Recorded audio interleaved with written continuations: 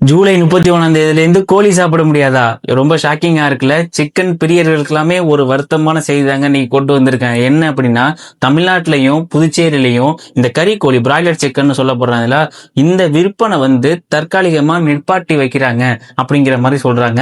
என்ன ஆயிடுச்சுன்னு பாத்தீங்கன்னா, யார் சொல்றான்னா தமிழ்நாடு கோழி வணிகர்களுடைய கூட்டமைப்பு ஒரு பிரஸ் மீட்ல அதிகாரப்பூர்வமா தெரிவிச்சிருக்காங்க. தமிழகம் முழுவதும் உள்ள அனைத்து கடைகளையும் மொத்த கோழி விற்பனையும் நிறுத்தி, அதோடு அல்லாமல் எங்களோட சகோதர சங்கமாகிய புதுச்சேரி மாவட்டமும் முழுவதுமாக இணைஞ்சிருச்சு. இதுல என்னன்னா, இது மாநிலம் முழுவதும் கிட்டத்தட்ட 60,000 முதல்ல இருந்து 1,00,000 வரையிலான கோழி கறி அந்த சில்லறை விற்பனை கடைகள்லாம் இருக்கு பாத்தீங்களா, அது எல்லாமே நாங்க மூடி வைப்போம், இது அபிஷியலா நாங்க சொல்றோம் அப்படிங்கிறது மாதிரி சொல்லியிருக்கிறாங்க.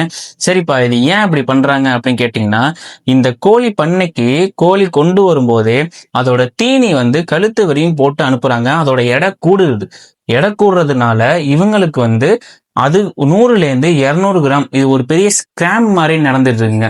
என்றாங்க விற்கக்கூடிய அந்த கடைசி டைம் வரையும் 3ல இருந்து 4 ரூபா செலவு பண்ணி அதுக்கு தீனி போட்டு ஃபுல்லா வச்சிருக்காங்க. அது என்ன ஆகுது அப்படின்னா, கழுத்து வரையும் போடுறதுக்குள்ள 100ல இருந்து 200 கிராம் பண்ணைக்கே கூட போகுது. அந்த கோழியோட எடை கூட போகுது. அந்த எடை கூட போறதுனால இவங்க கோழி கடைக்காரங்கள்ட்டையும் அவங்க கூட வச்சு ரேட்டு வைக்கிறாங்க. அவங்க என்ன பண்றாங்க, மக்களுக்கு ரேட்டு ரீசெண்டா கூட கோழி வரலாம் ஏறிச்சு பாத்தீங்களா. காரணம் என்னன்னு கேட்டீங்கன்னா, இதுதான். இந்த பிரச்சனை பயங்கர ஸ்கேம் மாதிரி போயிட்டு இருக்குங்க. சரிப்பா, இந்த மாதிரி நடக்குது, ஸ்கேம் நடக்குது தெரிஞ்சு போச்சு. இவங்களுடைய கோரிக்கை என்ன அப்படின்னா, அரசாங்கத்தோட விதிமுறையின்படி கோழிகள் வெட்டுவதற்கு அல்லது விற்பனை அனுப்புறதுக்கு முன்னாடி 8ல இருந்து 12 மணி நேரம் அந்த கோழிக்கு எந்த உணவும் கொடுக்க கூடாது, எந்த தீவனமுமே கொடுப்பதை நிப்பாட்டிடணும் அப்படின்னு அபிஷியலா அவங்களுடைய கோரிக்கையை முன்னெடுத்து வைக்கிறாங்க. அந்த லாப நோக்கத்திற்காக மட்டுமே இந்த கோழி உற்பத்தியாளர்கள் அந்த வளர்க்குறவங்க என்ன பண்றாங்க, இந்த தீவன கட்டுப்பாடு அந்த விதிகளை சரியா கடைபிடிக்கிறதே இல்லை அப்படிங்கிறது மாதிரி சொல்றாங்க. கோழிகளை விற்பனைக்கு அனுப்பதற்கு பார்த்தீங்கன்னா குறைஞ்சபட்சம் 15 மணி நேரத்துக்கு முன்பாவே இந்த தீவனம் கொடுப்பதை தயவு செஞ்சு நிப்பாட்டிருங்க. ஸோ இதனாலதான் இவ்வளவு பிரச்சனைகள்லாம் நடந்துகிட்டு இருக்கு. இது ஒரு மிகப்பெரிய ஸ்கேமாவே பார்க்கப்பட்டுதாங்க வந்துட்டு. ஸோ அரசாங்கம் இதை உடனே தலையிட்டு இந்த பிரச்சனைக்கு ஒரு முடிவு கொண்டு வரணும். ஏன்னா சிக்கன் இல்லாம யாராலையுமே இருக்க முடியாது. என்னாலையும் சரி, நான்லாம் பரவாயில்லைங்க, திருட பிரியாணி இந்த மாதிரி வீக்லி ஒன்ஸ் இந்த மாதிரி போயிட்டு இருக்கோம். ஆனா என் ஃப்ரெண்ட் எல்லாம் பாத்தீங்கன்னா ரொம்பவே மோசம். அவங்களாம் புரோட்டீன் நிறைய பேர் அலைஞ்சிட்டு இருக்காங்க இங்க. ஸோ அந்த புரோட்டீனுக்காகவே இந்த கோழிகளை சாப்பிட்றதுக்கான நிறைய பேர் இருக்காங்க. ஜிம் பாய்ஸ் எல்லாம் வர இருக்காங்க.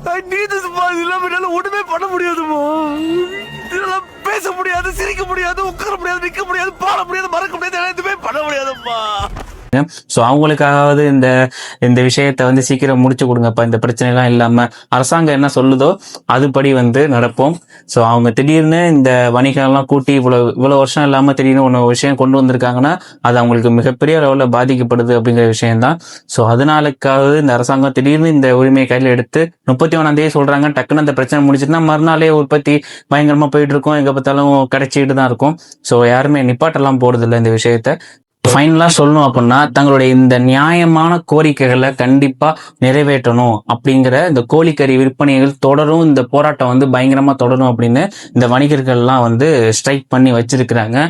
மேலும் இதனால் ஏற்படக்கூடிய இந்த சிக்கன் தட்டுப்பாட்டுனால உணவக உரிமையாளர்கள், ஏன்னா ஹோட்டல் எல்லாருமே சிக்கன் நம்பி தான் இருக்காங்க. ஸோ அது இல்லைன்னா ஹோட்டல் உரிமையாளர்கள் எல்லாருமே பாதிக்கப்படுவாங்க, பொதுமக்கள் பாதிக்கப்படுவாங்க. நான் சொன்ன மாதிரி ஜிம் டயட்ஸ் இவங்க எல்லாமே பாதிக்கப்பட்டு இருப்பாங்க. ஸோ இந்த முடிவை சீக்கிரம் அரசாங்கம் தலையிட்டு ஒரு நல்ல விஷயத்தை கொண்டு வரணும் அப்படிங்கிறதுக்காக மட்டும் நம்ம இந்த வீடியோ பண்ணோம். ஸோ இன்னொரு நல்ல வீடியோட சந்திப்போம். தேங்க்யூ. நம்மள சப்ஸ்கிரைப் பண்ணி வச்சுக்கோங்க. தேங்க்யூ.